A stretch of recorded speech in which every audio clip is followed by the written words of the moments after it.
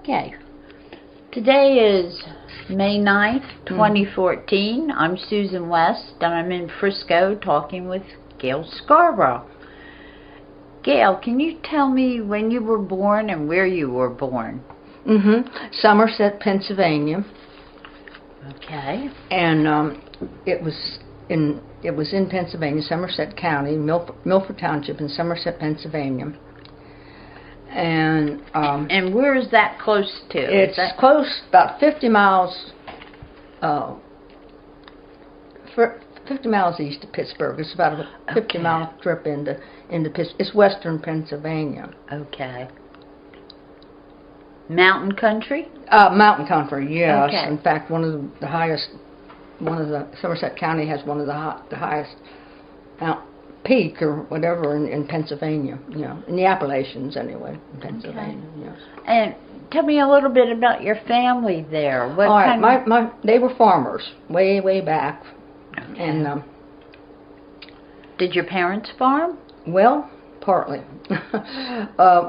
When my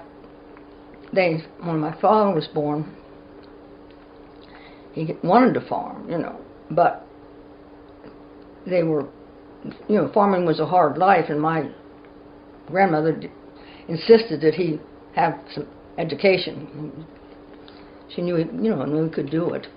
So he went to, hey, let me put her up. She sounds terrible. Doesn't do anything. She sees something. What's out there, sweetie? Oh, come on. Come on, sweetie. No, he's not going to hurt you. They walk up and down, and she thinks they're going to...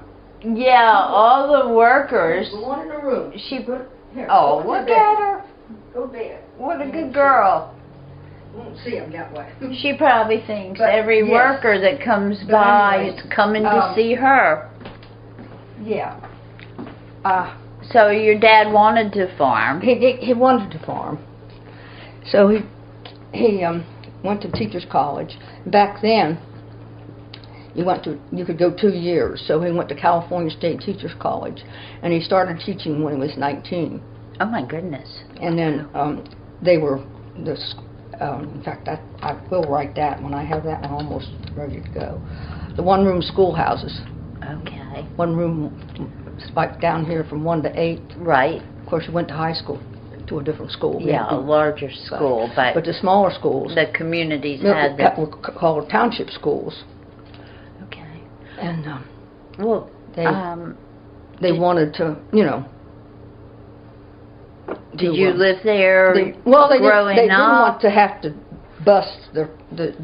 I guess they didn't mind about high school, but they wanted to keep the county schools. They worked very hard to keep them. The kids in the community. Yes, and I remember. They told me, and I remember going, and that year they had to have so many, or they were going to consolidate. And so my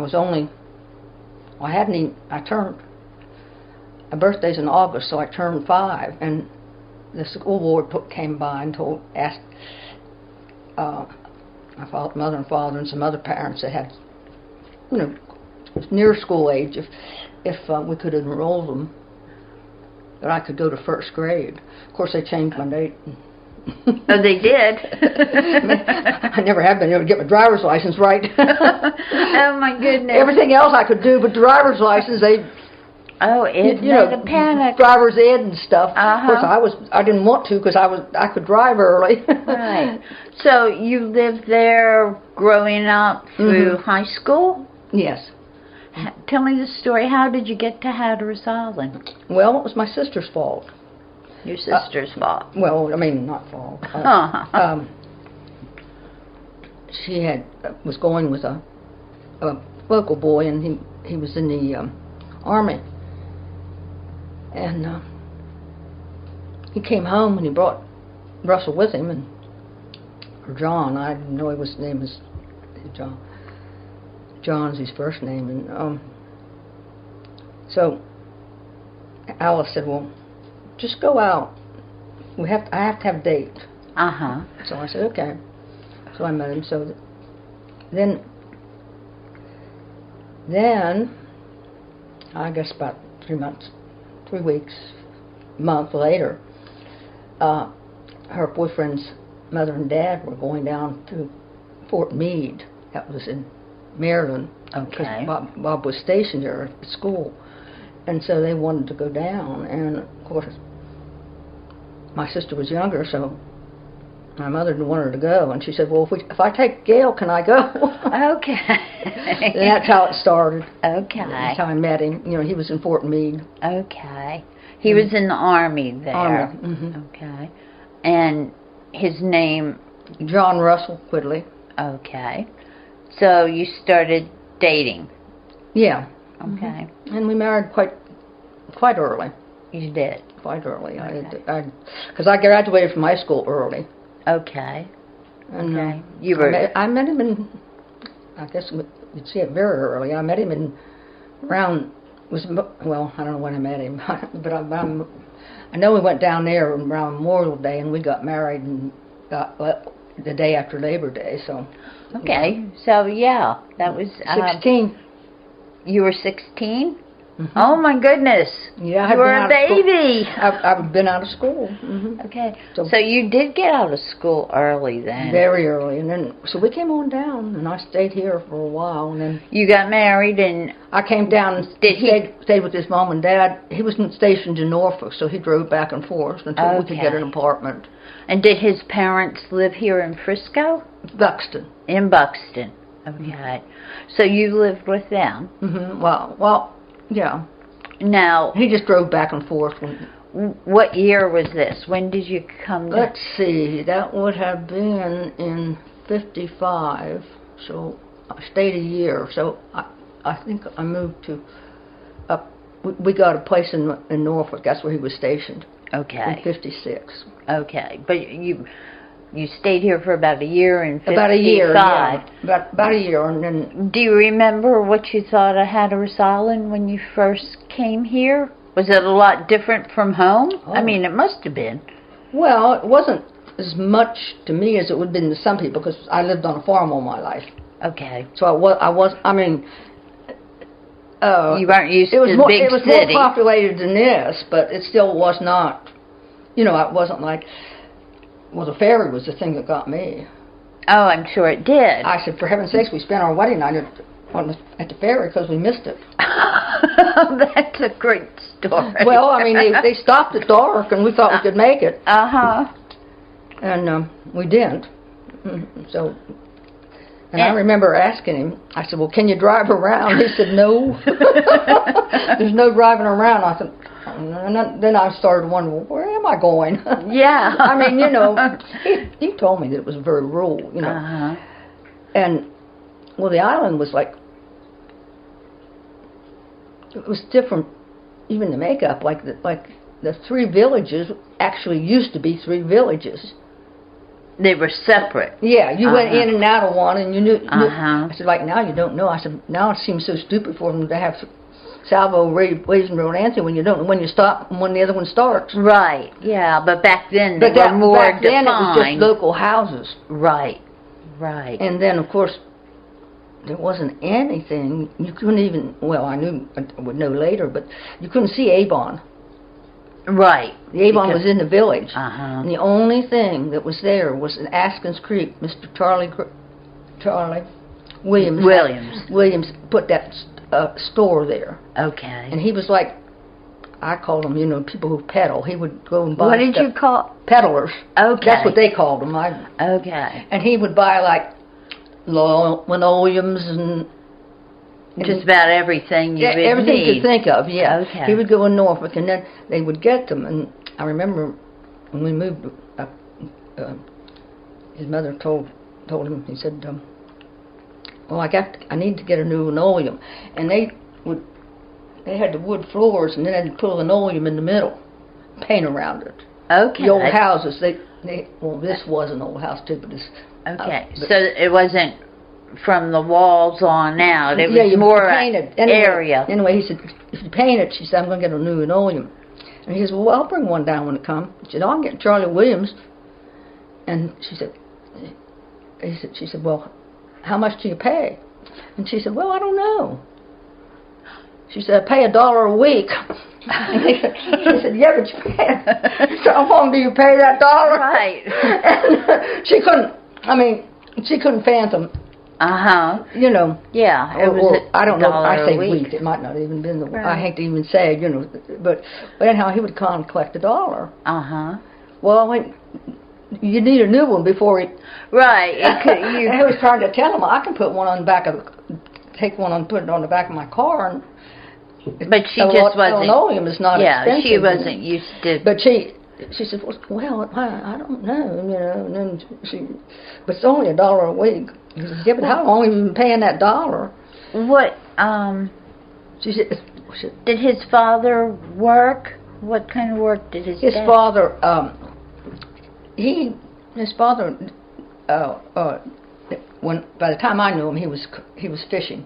Okay. But not a big time basis. It was just he had a small outboard, and he would set nets out in the Sound. Okay. And Russell, you know, that's what he did before he went. Okay. But he went in the Army very early too, because he was only 17 when he went in the Army. Got in. And so he was stationed in Norfolk area, and you lived up there. And then when did you move back to Hatteras Island? When he retired. And in 77. In 77, okay. Of course, we came and went a lot, because it was easy to get back and forth. Right. And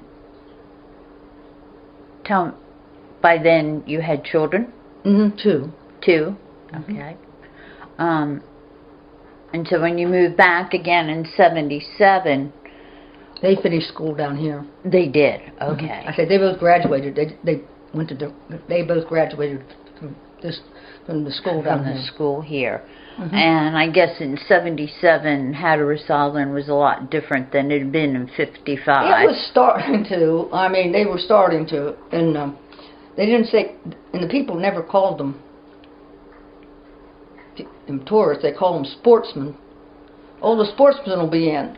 Okay. And then the hotels and stuff, you know, opened up to sports. So it was a lot of... And Mr. Derrick had put up some...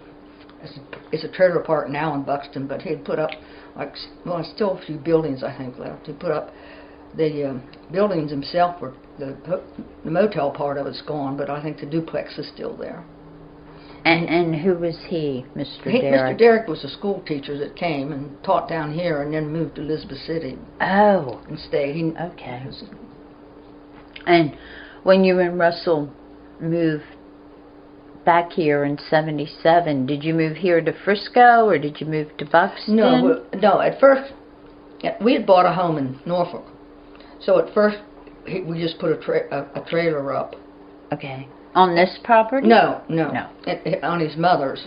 Okay. And then he decided, I think in 77, we kind of decided to go ahead and he wanted to, and he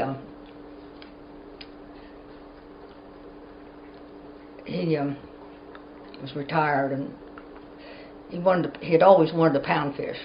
Okay, pound netting. Pound netting. Okay. I mean, he always said, he said, I was so excited when, he said, Mr. Burness Balance, he said, used to pound net some. I don't know how they did it, and what boats kind of they used, because they had stopped before I came down. Okay. Burness Balance up in Buxton. Oh, his grandfather. Burness, yeah. He passed away a couple of years ago. His granddad. His father's, and then his grandfather was the one that had the big house. Okay. And so your husband basically, he knew in his mind that when he retired from the Army and came back home, he wanted to fish. When he had enough money. He knew that he sort of knew that he couldn't make a living, you know, like his dad. Right. And always kind of, I said, well, don't say anything. Do the best you can. I said, I know, but he doesn't realize that you're going to, it's coming to the point now where you have to have the equipment. Right. And he said, there's probably you can make it, but it's going to take a, you know. So that's when we looked for this house. Okay. And so he said, well, I need a place to bring a boat in and out. Right. And it was pain, you know, having to. to fish and go down there in Hatteras and come up here. So we looked around. There was a place up close to Buxton, of course, that seafood place in the old, well, it was the old, used to be the old water station plant, but office. And we looked there. There was 2 places I think that we looked, and then one place I think he said no, it wasn't. He didn't think that draft he could even drag it out, to make a draft to get the boat in, because the first boat was 25 foot. Okay. It was a 25 foot, and it was a pound net boat. Okay. Bought it from Willie Austin in Avon. Okay. He built a lot of boats. Yeah, he built a lot of boats. Okay. And so a pound net boat, that's what some people they're kind of call broad a shad boat? Yeah, they're broad and they don't have much shape to them. I mean, as far as shape goes, but they work for pound netting. They carry a lot of fish. Okay. And they're, and I don't say they're flat bottom, but they're fixed. The bottoms are fixed so that it's easy. It makes it easier to get into the net. You have to side down, and then if you had a boat that it'd be hard to get in. Okay. The traditional boat. The sides of the boat don't go way up. The curve, and you have a good nice platform for working. But you needed a kind of a flat. Well, let me ask you this: all this time, you're buying property that has water access and a boat and all. Were you planning to fish and work with Russell? Well, not at the beginning. I guess not. How did that happen? I don't know. I didn't know if I'd work or not. Because I worked up there, but I didn't hear. When he came down, and it just seemed to happen. And I picked a place. It was the old John Austin built it for he and Laura, and he died, I think. Oh, this house was here. Okay. Mm-hmm. But it was an old house. It was, like I told you, with linoleum floors and beaded. Right. And it had hardwood floors, which we lost, and they were too expensive to replace with Hurricane Emily. So it was just, and they had to be taken up because it didn't come in, but it came down. There was a lot of water under to make sure. Right. We had to tear them out. Yeah, they probably would have warped real bad. But so he started. Let's see, and I think my son-in-law. Well, no, Russ would have been too. He might have helped him some. But so he started fishing. He started pound netting, and it was hard to get somebody. So I said, well, I'll ride out with you. Well, he was on shore some things too. He knew about nets, but he knew how to make a net, tie a net. He even knew how to do that, but he'd never constructed a pound net. Oh my goodness! Yeah. So I remember that, so we went different places and different people. Mr. Perry and Mr. Lawrence down in Austin, his brothers, they pound netted and they said something. And were they here in Frisco or? But Hatteras. In Hatteras. Lawrence Lee's uncle, 2 uncles. Lawrence Lee. Okay. Austin. Okay. They were Austins anyway. Okay. And so we'd ride down, of course, when they came in, and because Russell they'd tell him things, and we'd listen, and he watched them, and I did too. The pound. He knew how to tie a net. Right. And then I sort of learned too, just helping him. But I remember that it has to have, the regular net wasn't too bad. The pound and the hearts or lead line and cork line, and he knew how to do that. But it was cutting the tunnel. Okay, what is the tunnel?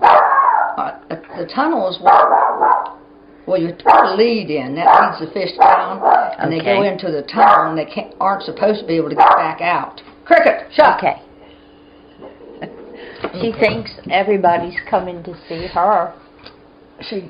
Well, Poor baby girl. they bother her terrible.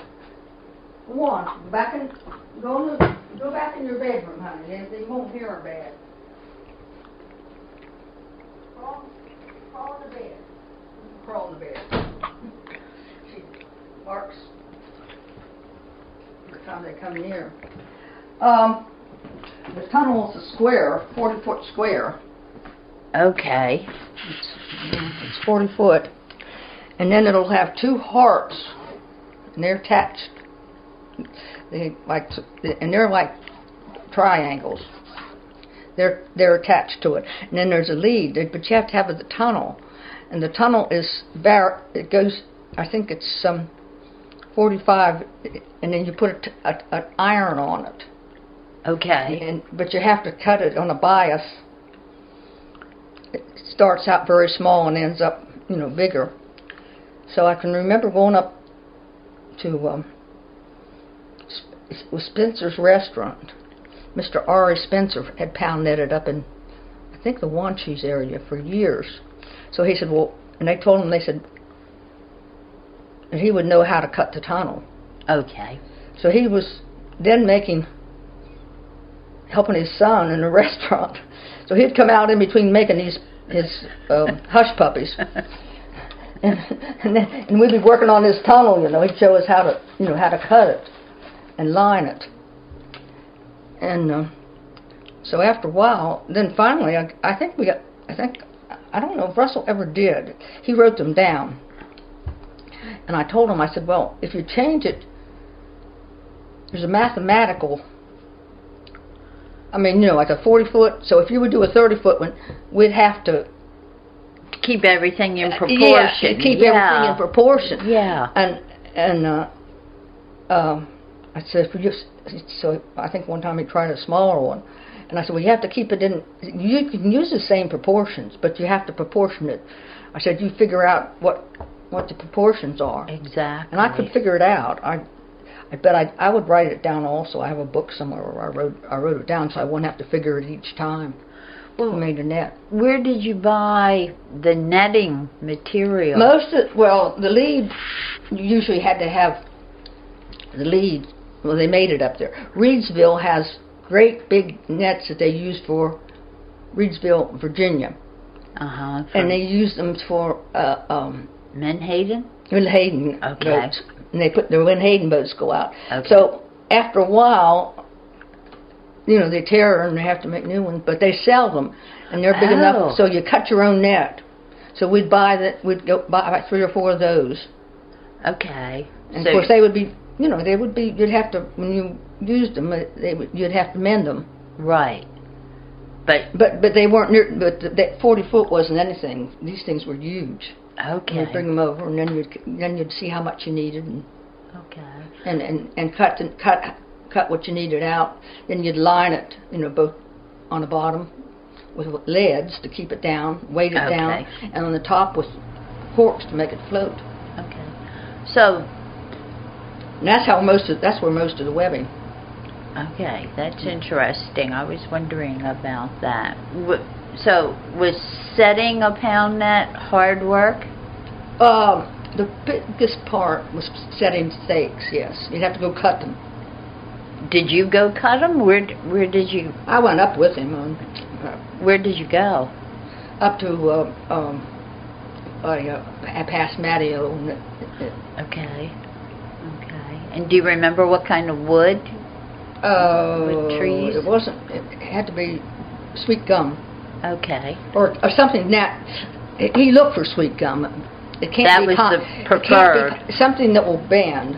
I guess there could be other things as well, but that one place had sweet gum. So you want it to bend a little bit in the wind? Pine's brittle. Okay. We have pine trees all over the place, but pine's brittle. Okay. But the sweet gum has some tendency to and give a little with the wind. When What time of year would you set the pound nets? Well, when we first started, we set them probably in June, and summer fished.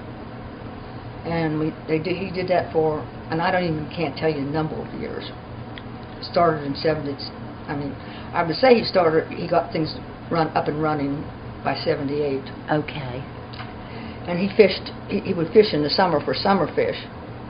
And that would be mackerel, trout, and croakers, or mixed, blues. Okay. Yeah. Okay. Spanish Then in the mackerel? fall, you took them back up, and you put out the flounder nets. And they were pound nets also, but different? Yeah, same way, but they were made differently. Were they larger or smaller or different size webbing? The webbing was a little, you could go with the webbing. Okay. But you could use the same size webbing if you did, the flounders would follow it also. But they were bottom fish, so you had to make sure you're... Do you remember how many of the summer pound nets you would set? Yes, probably anywhere from 3 to 4. And how, they would be in a row. You'd go in, when you first sat, he sat here at Buxton. Well, Buxton, Frisco is about the same when you go out there. I don't know. Don't ask me. That's the one thing I wasn't very good with a boat. Okay, you weren't? No. No, I wasn't very good with a boat. I mean, and then had to. He knew the waters, and I just never. Well, were you setting it far into the sound? Yeah, you'd have to set on the back side of it. You'd go through some narrow, and then you set on the back side of the sound, not in the, So. And they were set in a line. Yeah, and you started in the shore and walked the way out, and they got deeper. Okay. And was that your territory? I mean, how? Then you just did. You picked it. Okay. Then of course towards the end you had to petition and say where you're going to set. But I mean, no. And let's see, I can't even think. People usually some people set small pound nets inside, but you have to go over the reef before you get the water deep enough to set. It can get pretty deep. And you're using the 25-foot boat, that Willie Austin? Just one boat? Well, he had a couple skiffs. Okay. And sometimes, especially when you were setting nets, they were good to maneuver. You could set your poles on that, but a lot of times when you started to rig it up or rig the net to it, you'd use the skiffs. So you come in with a load of fish. Where did you sell the fish? Where did we sell them? Yeah. Different places. There used to be a fish market in Buxton. Oh, there was? Jimmy Austin had one down there on the shore side, across from that trailer park.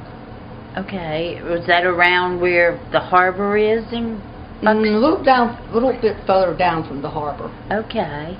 So Jimmy Austin bought fish there. Yeah. Where else did you sell? Pardon? Where else did you sell? I think then he sold at Hatteras. And at one point they had, then from that they started an association. They started an association where pound netters could, a co-op. Oh, really? I didn't know about that. They did. Okay. I mean, it didn't make it too good. It was like, but they did. Okay. But anyway, they talked to all the fishermen, and they, I don't know what I'm not sure what part of, went into Hatteras. They rented a space from somebody at Hatteras. Really? I never heard about that before. You haven't? No. And well, I tell you, who might tell you? Would tell you. I remember who was there, and Barry Austin Hatteras. Yes. His dad. Okay. They gave him the job of. Okay. Sort of managing it. Fred. Okay. Fred Austin. Okay, interesting. But how long it was, I don't know. Okay. And then he went down to he sold. Then Billy Barcliffe used to come down. From Quality Seafood. From Quality Seafood. Okay. Yeah. And then from then, I'm thinking what the one. Oh shoot, I can't. The one from the One Cheese one. They're still in business down at the marina. One Cheese Fish Company. Then he sold it to one. Okay. That was the last one, I think. Okay. But they were different. Okay. When you went fishing, tell me about, wasn't that back-breaking work? Did you enjoy it? Well, there again, I have to say, I was a farm girl, so I was strong enough to do it. But I'd always helped at home. And with the fishing, did you prefer the actual act of fishing, or did you like working on the gear better? Oh, 6 of one, half a dozen of another. I didn't mind it.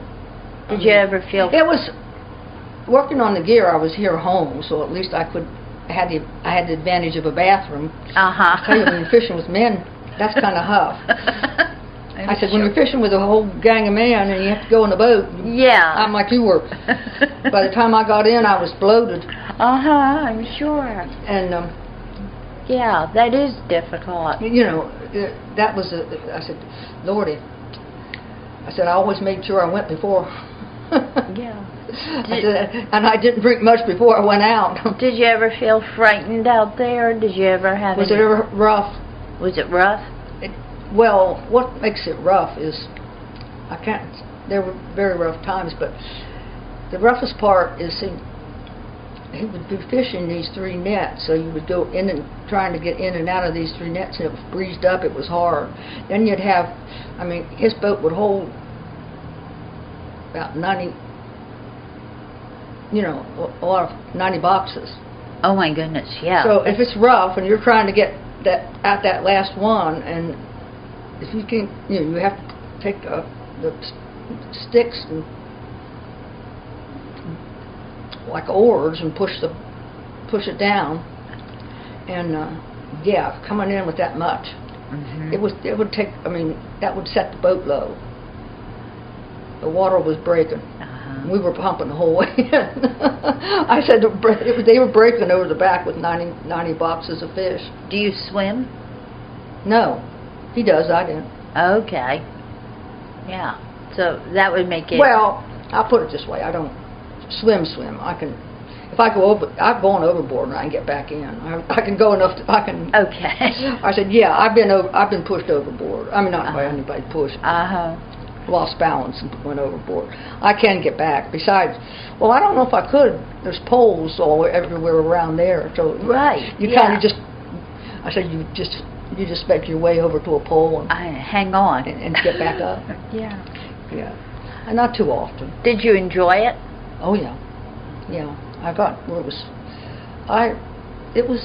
It's different. Well, in what way? This is going to be silly. But once you start on the ocean, it's very hard. Or go out in the water and do that. That becomes part of you. The sunsets, it's the hard part, but you'd miss it. That's lovely. It really is. To have that relationship with nature, I know how fishermen feels. I can appreciate how they feel. Yeah. Which I guess makes me. In fact, I wrote that for Bobby. I never even said I was writing. I ran into a story. I wrote for Bob. I wrote Bobby a thing and never gave it to him about a fisherman's wife. Oh, nice. The fisherman's wife. Then I know what that's like too. But it's harder. It's harder to be a fisherman's wife when you've already known because you're aware of what can happen. Yes.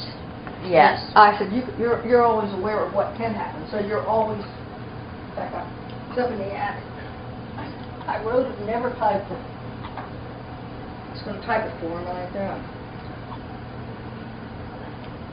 But there is a fisherman. I called it the fisherman's prayer. You wrote this? Yeah, a long time ago. Fisherman's Wife prayer. A fisherman's wife wakes up early and immediately opens the door to check the weather. Now this is a wife's perspective. Okay. That doesn't mean I'm going to go. Okay. Will it be sunny, windy, or cloudy? Will her man be sailing today? Will the ocean be smooth or rough? She begins her morning routine. She never asks about his plans for the day. He may tell her he has to check the ocean. He could be back, but chances are he will go straight to the docks to confer with other watermen.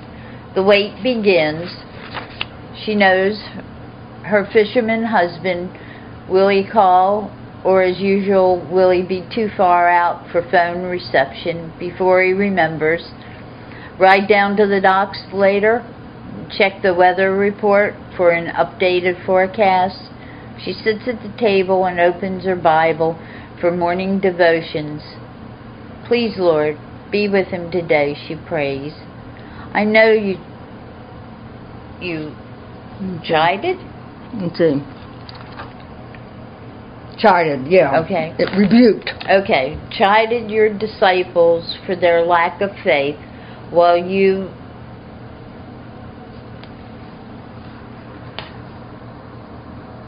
slept. You slept during the storm and the sea became harsh. I know you will be with him, but the ocean is so big and his boat is so small. Give me the faith to let him know he is guiding the rudder, but your hand is also on the wheel.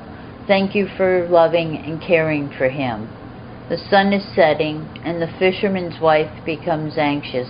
He is not home and is later than usual. She repeats the same prayer. Suddenly she feels she is not alone. Love and peace flood through her. The door opens. He stands there smiling. Returning his sweet smile, she asks, "Good catch?" Supper is ready. That's it. That is the day of a fisherman's wife, for sure. You really captured it, Gail. You really did. That's lovely. I never even typed it. You should. I might. I don't know. You ought to. Well, a lot of things I don't. I mean, a lot of manuscripts are just, just rough. Because you wanted to do it. You wanted to write it down. Well, I only write when I'm. Yeah, when I feel like I have something to write about. Tell me a little bit about how you got involved in researching the history of Little Grove United Methodist Church. Well, mostly it was told. His family and Russell himself always seemed to like to be with older people. Okay. And he knew everybody from Hatteras to, I'm sure. Yeah. Yeah, and he told me first. I mean, before I realized that, I was here, but I didn't even, I was here at the very beginning, but then that wasn't a big, he wasn't here, so I didn't get a chance much to go into the other parts of the island. Right. Or I guess I didn't by myself. They mostly, most of the women, used the road. But he told me he said when he was young, his aunt Merle and Uncle Album and his cousins lived down. It would be down past. Well, it'd be anywhere from Scotch Bonnet on down. I have to. That's the one I did research that. Okay. Of who lived where, and he told me that there was a store there, and that the freight boat came. Oh. The freight boat they didn't have any much in the way of. This is when he was small. Right. You got your stuff from the freight boat. Okay. When you ordered from Sears Roebuck, you got whoever the freight boat stopped, you went and picked it up. Okay. And like windows and things that you had to order from Sears Roebuck. Uh-huh. And anyway, he said his mother would, after breakfast, which I don't know what time because she was slow anyway, and they'd go down to see Aunt Merle and boys. Most of the boys are still living. And anyway, his sister was older, he was younger, and then his brother was younger than they were.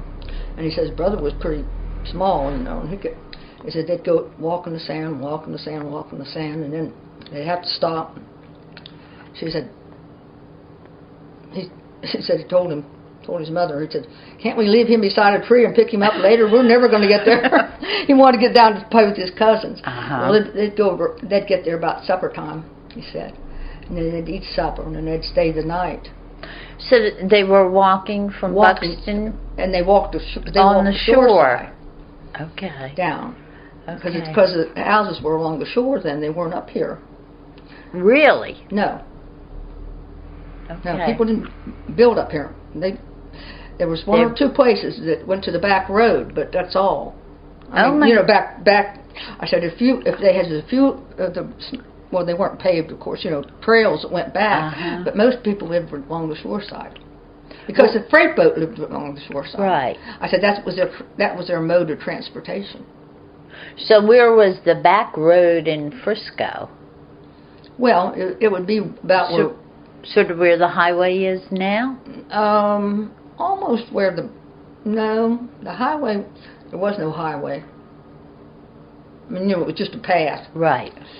But there was a couple of paths, like, that went back into almost to the woods part.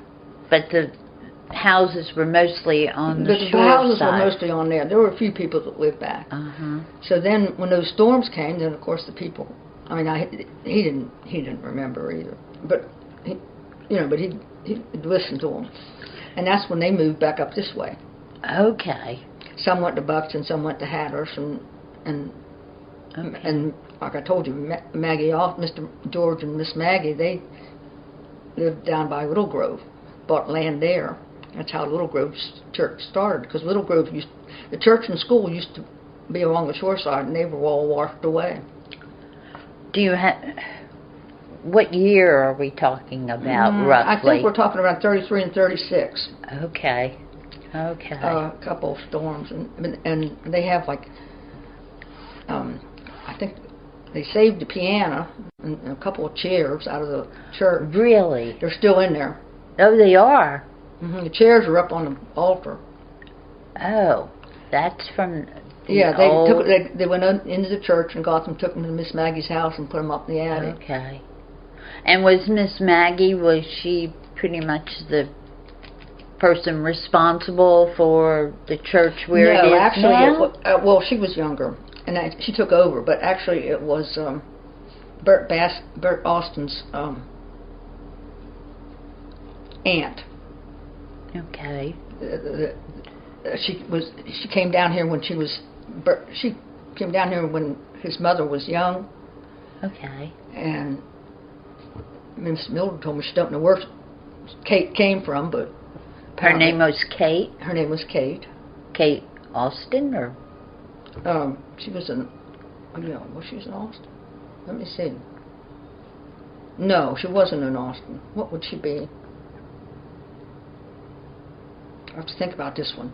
Okay. He was in Austin. Bert's dad was in Austin. That's where the Austin came in. Rutherford. Rutherford was their name. Okay. And her sister was down here, and that's how she came down. Okay. And she taught school for a while, and then after they moved, they had to move, like the other people. Okay. And after they moved in, it was a big white house. But that whatever that is, what is it now? It was right down the road. Big white house, and it sat. It was a big white house, but they tore it down and built that business. Yeah, a little shopping center. No. It's a metal building, isn't it? Oh, the car repair place, the auto body place. No. what is it? Well, I don't know. It's different things. They have a church. She has a church there. Yes, I know exactly what you mean. Yeah, it's there. Okay, but that's where the car house was. Auto body repair when they moved, shop. They moved to that big house, you know. Okay. Or had it built. Okay. And I mean, we're talking way back before.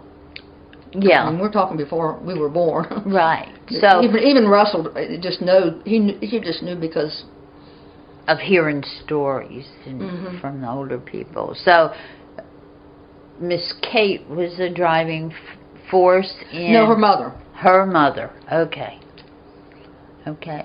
So how did Maggie Alston... Let me see. I'll get this for you. I think I have it. Let me see. Because I hate to tell you everything from my... Because everything I can.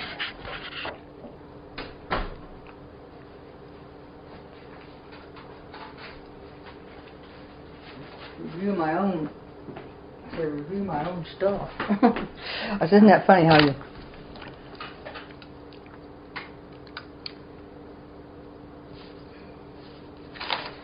Miss Maggie was younger then.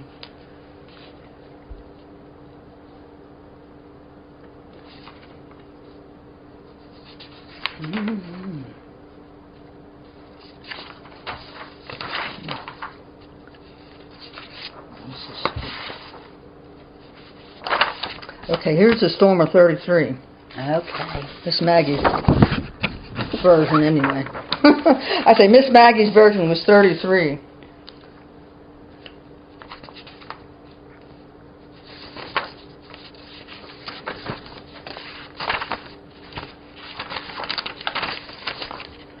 Okay. So, did you know Miss Maggie? I knew Miss Maggie, yes. Okay. Is that where, talking to her, where you got this information? Yeah. She would tell me, you know, what happened in it before. Okay. It destroyed,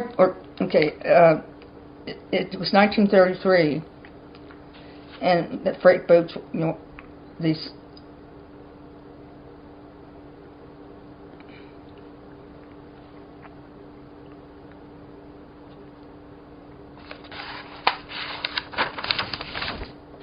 Yeah, it was placed in 33. I say that was in 33 when that was... Minnie Falcher was her name. Minnie Falcher. Okay. And she married Mr. Dave Falcher. Okay. And like I say, she just happened to come down here. Mildred said she came down to visit her mother. Mildred's mother then died. Okay. So that was Aunt Minnie. Okay. So she was actually the one who, and I don't know if I have it, but there's also, it was published in 1944, and there was a story about how the first church, and about Miss Minnie building the church and everything that happened. I think Alan Burris has it, because he's related. Oh, he is, okay. Well, what you have down here is Maggie talking about that storm. Let's see. Everything we had got soaked before we could get from one room to another. We put the children upstairs. The water didn't run off until the next day, and it made me sick when they came bringing the church piano to my house and told us the church was wrecked. You can imagine how we felt. We were sad. The ladies of the Helping Hand Club, as we called ourselves then, had just put carpet on the floor, and we were so proud of it. It washed away, and we never saw any of it again. We had not held a single church service since we put the carpet down. Not a drop of water hit the piano. Not a lamp was broken. Oh, the lamps are still in. Oh my goodness! The original lamps, they kept the original oil lamps. They light them sometimes. Yeah. Original oil lamps and 2 chairs. Isn't that something? I guess it must have been a couple of years the people cleaned out the old schoolhouse, which had been vacated then, and started our church services there. Another storm hit an old school building. That was in 36, I think. Okay. I believe I'm right on. I think it's 33 and 36. And then again, the piano withstood the storm and was sitting high and dry. Again, I took the spared piano home. We still had Sunday school in Murray Farrow's old store. We were overcomers, so we got together and said, let us build a church. Land for the new church was donated by George and Maggie Austin. The WPA cleared the land and construction began on the present-day building. After the church was in use, Bert Austin gave the first $150, and his sister gave the picture of Jesus that we see in the church pulpit today. Yeah, it's still there. Murray Lee Farrow Sr. helped with painting the church. It's been a great, worthwhile struggle, Miss Maggie proclaims. Isn't that amazing, though, about that piano? Yeah, isn't it? Standing too. I mean, everything else destroyed the piano. Isn't that something?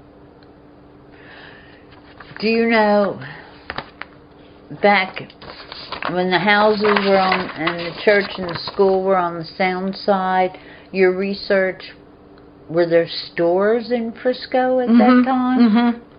Miss Maggie and Mr. George had one store. Okay. And then there was another one, and his was down further, more towards Sunset Strip. Okay. His store. Okay. And then there was another store, and they had the. I don't think that Mr. George did, but this original store still had the dock because the freight boat was still running. That, years ago. I don't think when Mr. George, he didn't have a dock out because by that time they were. Because the freight boat couldn't come right to shore because it wasn't dredged. There wasn't a harbor. No. So there were long. Now they could come in at Hatteras. Right, but there were long docks or piers. There were long docks or piers, and then they take wheelbarrows and get their stock. Okay, and that's how the mail got here. Too. Did you ever hear where the post office was? Oh, where was the post office? I'm sure I should know. Maybe it was in somebody's store. Probably in somebody's store. And I don't want to say this because I don't have it down, but I think maybe Andrew Austin's store, and it was probably Hatteras. Okay. At one point. Okay. Because that's just about I think that was about the biggest store there was around. Was it? Then. Okay. In fact, I've heard of him. And I've seen pictures, them sitting around. Are there the stove and the men and stuff? Are there many old houses left here in Frisco? Not too many, no. No, not too many.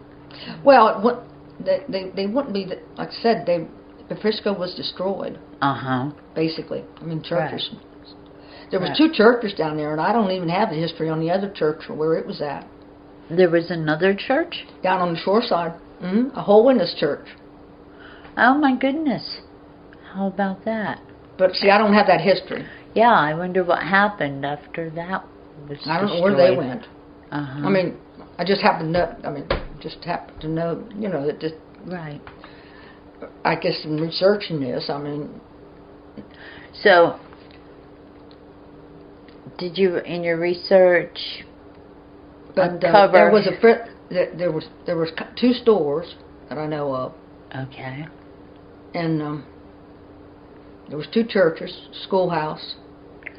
Do you have any idea how many people lived in Frisco, say, before those storms in the 30s? Oh, I guess I go back.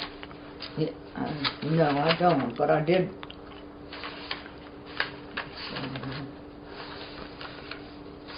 Let me see.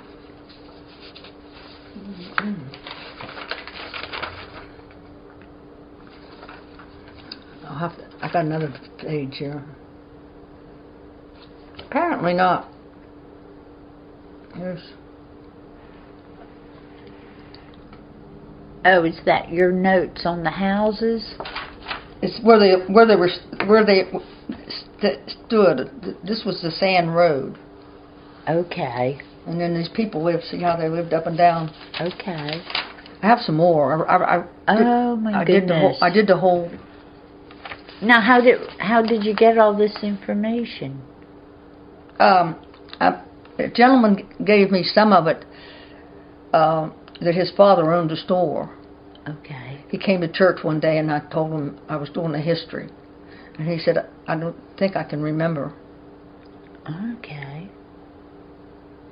So there was, and he wrote them down for me. I said, so he wrote them down for me. Oh, lovely. Lovely. I guess if you went and you probably could get the deeds if you went to the Register of Deeds. You probably could. Some of these people aren't here, and some aren't. Going back to fishing, when did you stop fishing? Well, at one point, I'm trying to figure out the date on that. We fished pretty much. Then the summer fishing didn't seem to. We weren't, and not just us. People weren't making a profit, and that's the point in time. And I'm trying to think. Probably we changed over. If we started in '77, I'd say probably in mid '80s. We just fished for flounder. Okay. And now he would occasionally do like they did the old way, take his skiff and do some set netting, a little out here. But then, and what is but that? the sound sort of, there's no fishing the sound after Thanksgiving usually. So they have to go out pretty far. Okay. But it got where we just flounder fished. Okay. And probably, let's see, when did we stop? Probably early 90s. Okay. And when did your husband pass away? He got cancer. In the early 90s, around that time? No, mid 90s. Okay. But okay. Health reasons. He just couldn't. And it was hard. I mean, it was getting harder. Right. Do you miss it? I miss. Yeah. You do? I do. I miss it. And it's like, it gives just going out in a boat this way. The way I went. I mean, I go because I go all the time out of Hatteras. Okay. But see, that wasn't the way I went, so I miss going.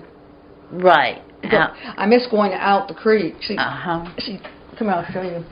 Does the creek have a name? Molly's Drain. Molly's Drain. That's always been called Molly's Drain. Do you know who Molly was? No. I don't know if anybody does. Okay. This is Molly's Drain. Now that one they dug whenever they developed that housing. Okay. But Molly's Drain goes all the way back to the woods, and it drains the woods, all the back, Okay. And it goes down and goes into the Sound. Okay. And that's so you would go right out there. Where the boat sits. That's where the boat. That's where we built the dock. And so then we always use this to mend the nets. We could spread them out. Right. Yeah. His mother always. In fact, the house was, just a little little house. She said, "Well, why don't you get the other place? It has a nice house on it." And I said, "Well," he said, my husband told her, he said, "No." He said, Gail's a country girl. She likes space. And see, well, we haven't built on it, but this land goes all the way back to the Sound. We bought the whole. Okay.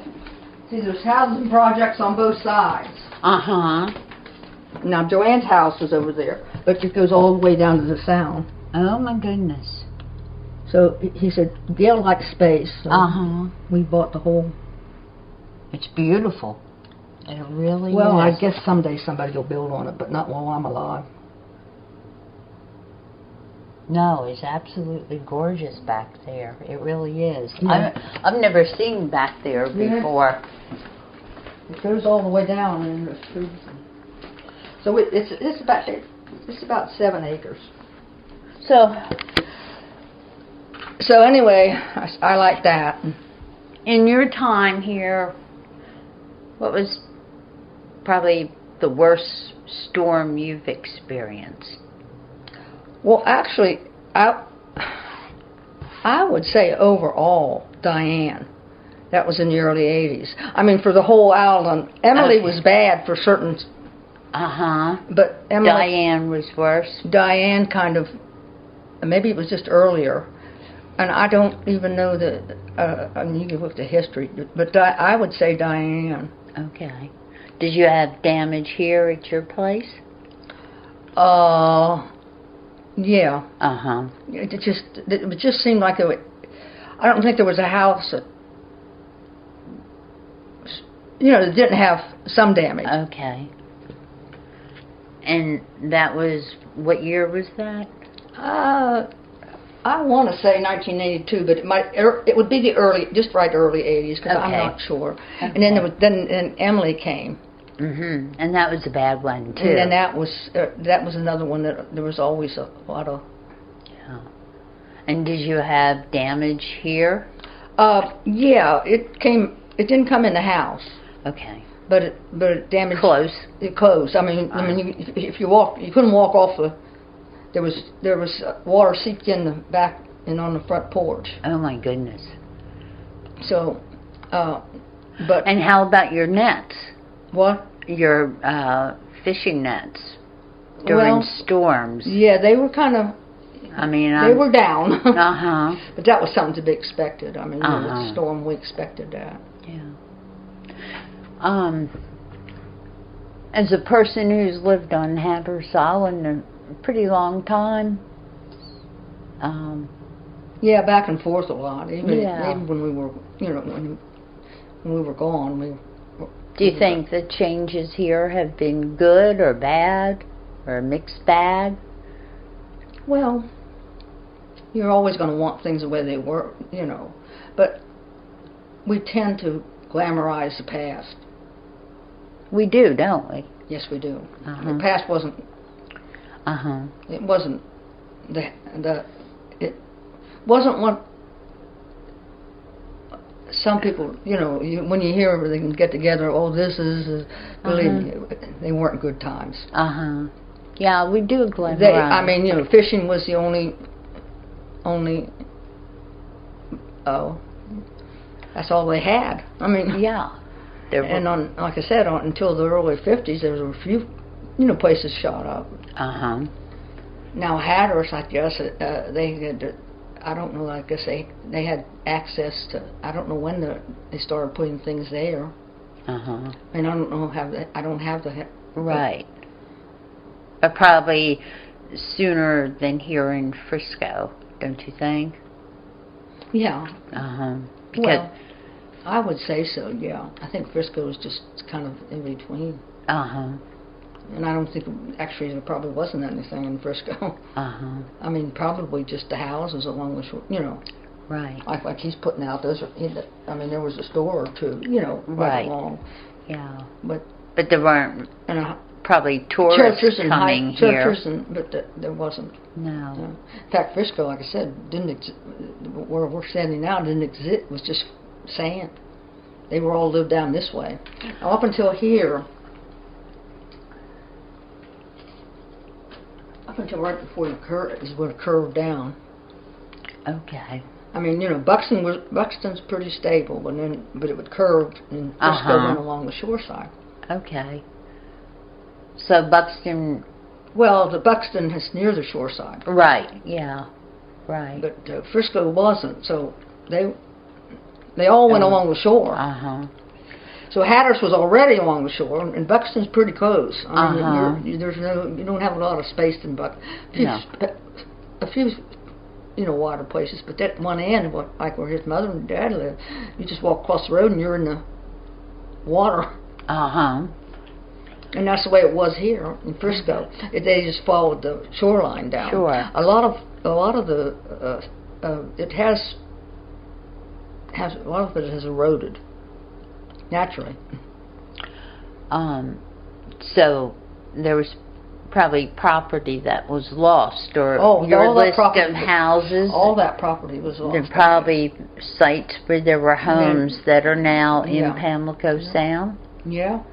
Some graveyard. One graveyard went in. Oh, really? Yeah, Miss Maggie said that. No, Miss Mildred, Miss Maggie. I don't know which one. They both told me. That Mr. Dave's first wife was buried on a cemetery, in the old by the shore side. It just went. Well, She said they used to be able to walk down, after Miss Minnie, after he remarried, they could walk down, but eventually it just eroded. oh my goodness. And I don't know how Oh my goodness. long, what period Right. of time we're talking about. But the cemetery did that and a few others. Of course, they didn't have regular cemeteries. They were usually around churches. Right. Is there a cemetery at Little Grove now? Yes, ma'am. And do you have any idea how old some of those? Do they date back to late 1930s, I guess? Actually, I guess what I'm asking, they didn't move any graves over there. I don't. We're talking. They could. Some could. Okay. But actually, they built they lost it on the 33, and in 39 was when they finished the church. So, Okay. So and then the cemetery was started there. Uh-huh. Now I don't know whether any stones were moved or. Yeah, I wonder. Sometimes people move. Mm-hmm. I said I don't know whether any were saved. Right. And moved. Right. I never got that information. Because sometimes they'll. But there was a graveyard. Okay. And I think it was located near the church. Uh-huh. I wonder if there's any drawings or anything, sketches I don't know. of I'd like to know. The old church or some of the old homes that were back there. I don't know. And the family names. What were the main family names here in Frisco? Now that probably I could go through this and get the family names. Yeah. Let's see. I heard you mention there must have been Austins here. Mm-hmm. Scarboroughs. Okay. Rollinson. Okay. Williams.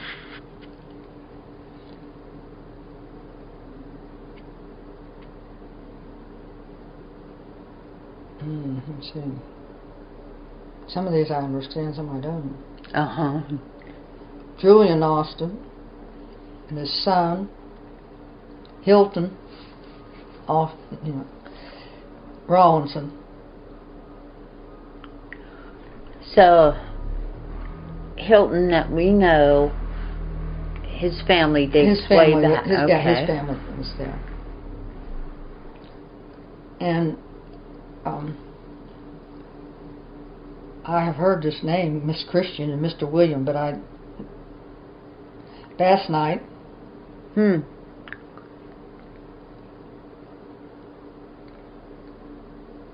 Pointer. Then he has the post office. Oh, okay. Then he has Mr. Dave. That's the one I was telling you where Uh-huh. married Miss Minnie by the post office. Okay. I think I have a few other ones I'll have to. Yeah. Well, I appreciate your time today. Anything else you want to share? Well, I don't. That's it. I did, and I would love to remember, but I don't remember. I do remember them telling me the story of a lady who, up in Rodanthe, Savile areas, that pound fished years and years ago. Oh, really? Yes, and I can't.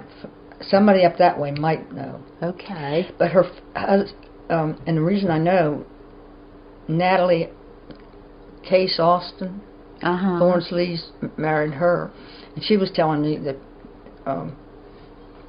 she went up and down the Alamo a lot, and she was telling me there was a lady, her husband, and she had these children to take care of, and so, and this must have been back some, time before us, because she was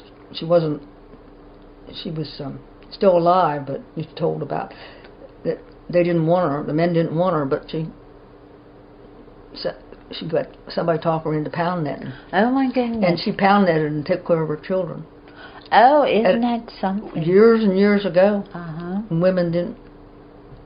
I mean, there's used to be that superstition about women being bad luck on a boat.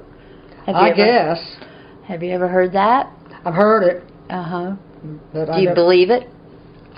No. Well, I mean, there's a lot of things that they say. Yeah. I'm not too superstitious. Well, I will check with some folks up on that end of the island. Okay, there was a lady who her husband, I guess, just left or couldn't take it or something, and she supported her family by pound netting. And I would like to hear her story, because it probably was. I mean, back then at times, I was self-conscious going into the dock. I'm almost always stayed on the boat. Because it was all men. It was all men. And, right. I remember.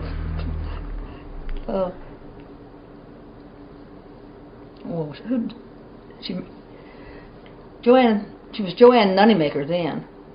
She married Foster. No.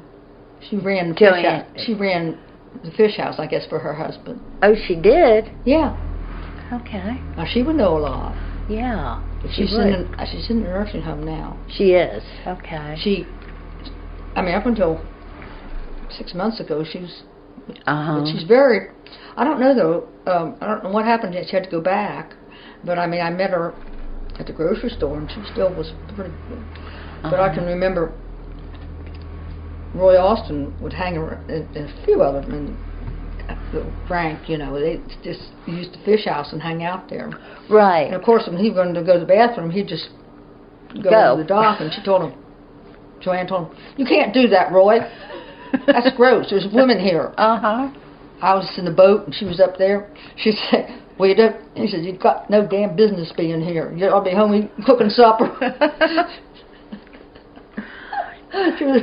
She was telling him, "You can't use the bathroom here in front of." Yeah, mixed company. Mixed company. He said, "You don't belong here."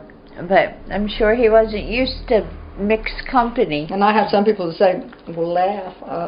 Some of the younger guys that said, "I can remember you when you'd be up to." He said, "You weren't very big, and you were up here." He said, "This high and that high, sitting down there." And he said, "You never got out of the boat. You were right in the middle of all those fish." Oh, I'm sure you do miss it. Like you said earlier, a unique way to experience. Well, it's just it's kind of, like I said, it's unique, and you can kind of know. That's why I probably know more about being a fisherman's wife. I was more hesitant. I've seen so many being out there and seeing that it didn't take much. No. I worry about their reels. Yeah. And when I watch there's the old way, but those reels could easily pick something up. And it does happen. It does happen. Something. Yeah. I've seen my husband stand on the boat and trying to get a whale out of his net, and have one foot on the boat and 1 foot on the whale. I said, "Just." Oh my goodness. Scary. I think it was dead, but. But still. Yes. I said, "Just cut it off." Yes. He wouldn't. It's scary. They're kind of stubborn. They are. They are. They have to be. Uh-huh. I mean, it's a hard way. Yeah, of it life. is. It's just a hard way of life. So they face things that we would say, oh, that's stupid. Right. But no, it is very difficult, and it also. And I know, I mean, things I know can from, change I know real from fast. marrying two fishermen that I know that the establishments. In fact, I would say that both of them, they don't go to fishermen's meetings because they say they're already set, they're already rigged. I don't know if they are or not.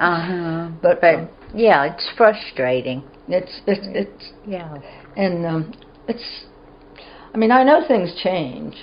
But it makes me wonder how some of the old timers would react if they came back and had to follow the rules and regulations.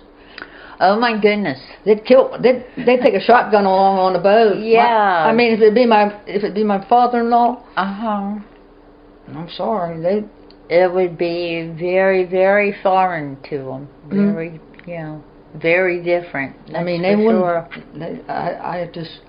Yeah. You know, well, I'm glad people have, changed, but yet by the same token, it's not the same. No.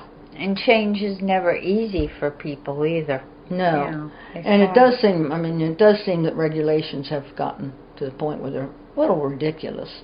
There are an awful lot of them, that's for sure. An awful lot. Well, there's no way they can, and I mean, this is my opinion, they say, oh, well, the limit's caught. That's a guess. Yeah. I mean, they write down things. Right. It's a guesstimate, sure. But you have commercial fishing and you have sports fishing. So how are you going to tell who caught what? Yeah, exactly. Yeah. I mean, so and then we said right before my husband started, it was pretty good, But he told me when we were doing it. He said I said, well, do they ever catch all the fish up? He said, no, not really. He said, but it's cycles.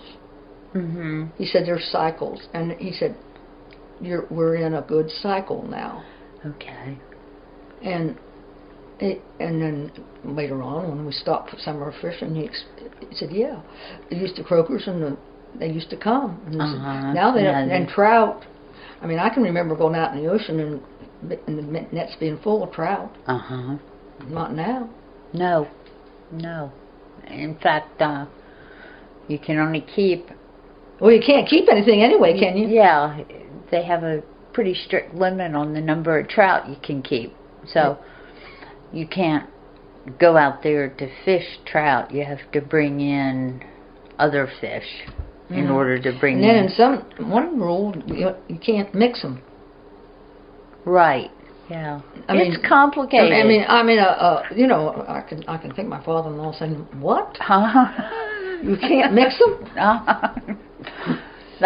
Fish swim. Yeah, that's what fish do, and that's how we catch them. But it is very, very different. Well, thanks, Gail. I appreciate your time today. But, if you get a chance, I'm sure there's someone. I mean, this lady would be long gone, because this was way back. But there should be somebody up there that could remember. And this was this one lady, and the reason she did it, she was in hard times. And how long she did it, I don't know either. Interesting, though. Well, it's something I should have researched when they told me and didn't. There's never enough time to do everything. When we were talking about this, I said, gosh, I wish I knew how she... but I can imagine what it would be like, her trying to pound that. Yeah. Back, But I guess, what else was she going to do? I mean, other than fishing. Her family may have done it. Maybe, yeah. I mean, she may, even though you don't, you're around it and you pick up the... Yeah, you do. You pick it up whether you're. I don't know if that women actually fish much. I don't think they did too much. Yeah. And because someone said, well, someone always told my husband. He said, Lord, how on earth did that woman ever learn how to? He said, there's some fishermen never did learn that their whole life. How to reduce a net, or how to cut out a net, or how to, you know, and well, somebody must have taught her. Yeah. Well, or like you said, she picked it up. Maybe she grew up with fishermen. Well, yeah. If you could, I mean, you know, maybe her dad or her brothers fished. So, yeah, she was around it enough. Well, I guess there's an art to it. Well, like I said, there's an art to it. It's cutting it out, and my husband would show me, but he never stopped and explained the full process. Right. And actually, I was telling him about it. I told him, I was saying about the net. I said, well, I can patch a net, but I don't know about, you know. And he said, you don't? Mr. R.E. Spencer. He said, you don't know? I said, yeah, I watch him. He's cutting here, and going down this way, and he puts it all back. And he said, well, honey, and I remember him telling me this, well, honey, there's only one thing you have to remember. I said, what's that? He said, you start on a flat, but you can't cut any more flats. What does that mean? Well, if you have a net, you can cut it this way and cut a piece of it off as a flat. But if you cut it as a point, you have to have something to tie it around. Okay, you can start at that flat. Okay. That's in the middle of that net. Okay. You start there. But everything else has to be a point. Okay. I got you. So, I mean, it don't matter. You can go from here to the Sound. You're still going to have to cut points all the way. Okay. You can end up on a flat. Okay. You begin on a flat, you end up on a flat. But everything else, you have to make sure to cut a point, because you have to have something to tie to. That makes sense. You can't tie to a flat. Okay.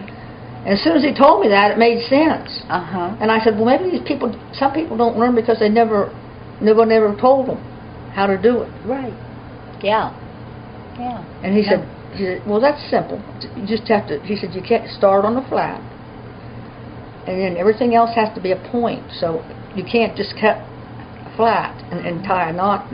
It'll mess your net up. So everything else is a point. So you could go from, well, forever to there. Interesting. And I learned how to cut. I watched him and learned how to cut out a patch. Okay. You cut the patch out, and you leave, except for the one you're going to make. You make one, so you cut it. If you want it 12 by 12, you cut it 11 by 11. Why? Why would if you want to put a big patch of net in, you know, right? Rather than if you had 3 or 4 little holes, you patch it. Okay. That I could see. Right. I didn't see that going. Because it doesn't. I mean, it doesn't break straight. Okay. It goes this way, zigzags. It goes that way. Right. Yeah. But after he showed me, I said, "Well, that was simple enough." Well, there you go. I understand you were a pretty good net hanger. What? Well, that's just not. I mean, you know, that's any woman could do that. Just knit. Well, men can do it too. Men can do it too. Well, but they don't consider it. They don't consider it that. They consider it something else. But I mean, I had one lady watch me. She said, "Well, that's almost like knitting or crochet." And I said, "Well, you're right. It's just that you're going to use. You know, you're going to use big. Yeah, big needles."